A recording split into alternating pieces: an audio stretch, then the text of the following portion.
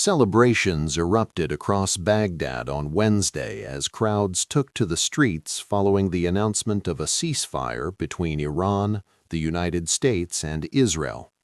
Convoys of cars filled the capital with drivers honking horns and waving Iraqi and Iranian flags in a show of support.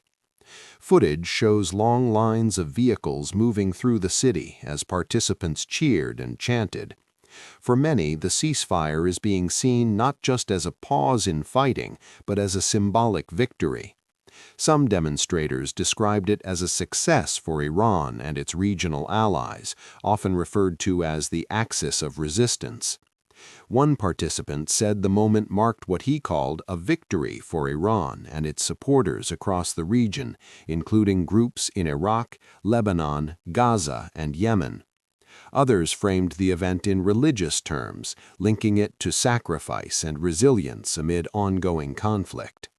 Despite the celebrations, Iraq remains one of the countries most deeply affected by the war.